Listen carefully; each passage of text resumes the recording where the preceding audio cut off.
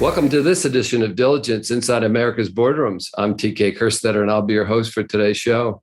Today, we're going to talk about the undebatable value of board evaluations. And joining me is a very seasoned director, Jon Foster, who is a board member with Berry Global, Lear Corporation, 5 Point Holdings, and Masonite International Corp. Welcome, Jon. Thank you. Always good to be with you. So, board evaluations, there might not be a more important talk to discuss. A board seat is very valuable real estate, and one could argue that it's one of the most important tasks of the board to have effective directors in every seat. So, I also believe that evaluating board and its members is critical to maintaining high quality directors. So as a longtime director that has served over 30 boards in your career, what are your thoughts about evaluations when you hear my beliefs? Well, I'm really passionate about this topic, TK, because board evaluations really are critical to a well-functioning board. A couple of points come quickly to mind. Firstly, board evaluations should be detailed and honest and focus not only on the board and committees, but on individual directors too. I feel very strongly that a board seat should not be a tenured position. Sometimes it's treated as one. As directors oversee and evaluate management, it's only logical that individual directors are evaluated also. It's sometimes argued that individual evaluations can hurt board chemistry and also be helpful to plaintiffs in litigation if there are documented criticisms of directors. I don't buy either argument whatsoever. Individuals get evaluated continually, from a youngster trying out for a sports team to executives at all points of their career.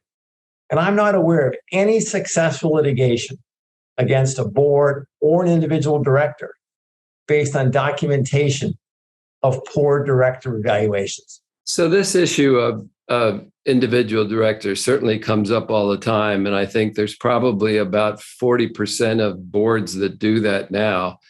But it's, to me, one of its real values is to let leadership of the board, whether that's the nom-gov chair or the chairman of the board, or maybe even the CEO, sit down. And if there's something that a director really needs to be sort of educated on in their way that they're handling themselves in the boardroom, just the perfect opportunity. And, particularly reflecting the feedback of the rest of the members of the board. So I'm sure you've seen that. Yes, I certainly have. I would also say that while you do read that about 40% of boards do director evaluations, I can tell you that I don't think that 40% of boards do effective director evaluations. Yeah. And just to be clear, that's a one-on-one, that's individual director evaluations. About 96 of all public company boards do board evaluations. And we'll talk about that in a second. But so you've been through this process numerous times, okay? So you're the perfect person for me to ask. So what are the top 3 keys to ensuring that your board evaluation is useful and then, most importantly, actionable? First, evaluation should be done by a party that the directors trust. 3 good internal options are a chairman or chairwoman, a lead director, or the general counsel. In fact, the most effective board evaluations I've been involved in are handled by a general counsel that all the directors really trusted and knew the company quite well. There are also third-party governance advisory firms that can be helpful with director evaluations. A third-party perspective can be additive. It is important, however, that those firms take the time to learn about the company and to get to know the directors.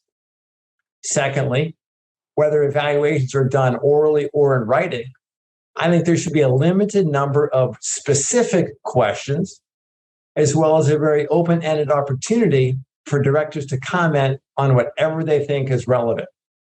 Not so long ago, I was involved in a director evaluation process that had literally 27 pages of questions. My eyes kind of glazed over. I checked a few boxes, went to the end of the document, and wrote what I hope were a couple of thoughtful paragraphs on various topics.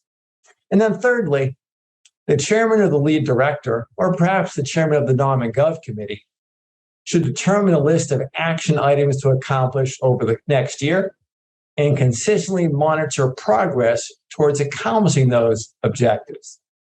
That's how you get good results from a director evaluation process. I want to revisit just this concept of a third party because I happen to be a fan of that, just in case the problem happens to be the chairman of the board or the Nom/Gov chair, which could possibly be. So I'm a fan of periodically using a third party. But there's one point I'd just like to emphasize and get your opinion on. Don't trust the fact that it's a firm. Understand who exactly is the person that's going to be conducting the board evaluation. Because sometimes you might go with a firm, they give you who's available, okay, and it's somebody that is not seasoned being in the boardroom in those situations. So make sure that you know who that individual is and the experience and the trust that you have in that person. I agree. That's very important. The person's got to be experienced in board matters and also knowledgeable about the company. That's the case with any professional services choice. It's not the firm. It's not even the person. It's the team that you're hiring. Yeah. So one of the reasons that this particular topic is my favorite is I work a lot with PwC's annual director survey. And one of the questions that's annually asked in that is that that's asked of sitting directors and CEOs, but they're asked, is there directors on your board that should be replaced? Well, the last 2 years, 49% of sitting directors said, yes, there is a director on their board that should be replaced. I mean, talk about waving a red flag in front of investors. I mean, that to me would flip me out if I was an investor. But yet, when we look, we see very little turnover from all these board evaluations. And we rely on term limits or, mandatory age requirements, which I don't think is right.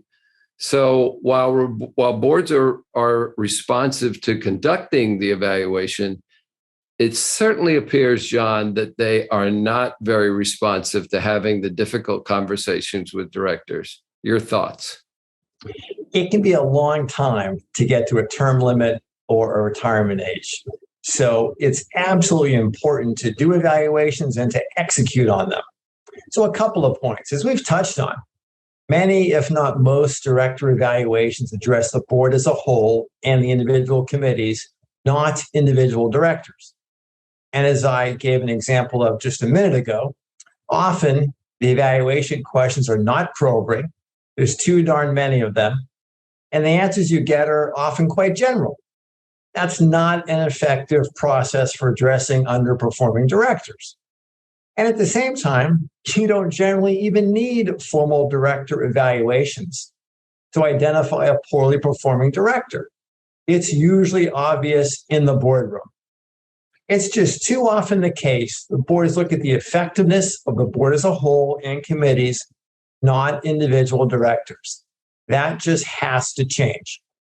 Well, I think that the individual director issue, okay, there is the thing that worries me is there's not even conversations. That doesn't necessarily mean that director has to go, but it's been proven that the most effective method on changing behavior in the boardroom of a director is to hear it from, even if it's anonymously, from the other director's response.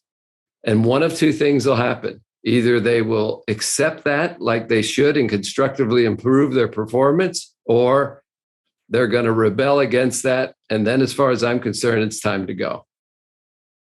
I think that's right. Many years ago, I was sitting on the board with a very senior, recently retired executive.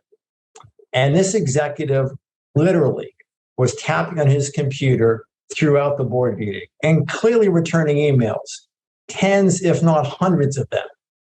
And the board evaluation that year, done by the non-executive chairman, he pushed pretty hard when he talked to me about, do you have some criticisms? And I mentioned this particular concern that I had.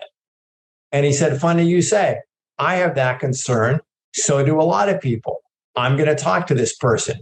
And he did. And the behavior changed. And that person was a very valuable director. Well, that's a perfect example. And that's the benefit of board leadership, taking this information in hand and doing something about it. So, Jon, I know that you, again, have been through this time and time again. I think having somebody that's not afraid to speak up in a very constructive manner, which I'm sure you do, is very valuable.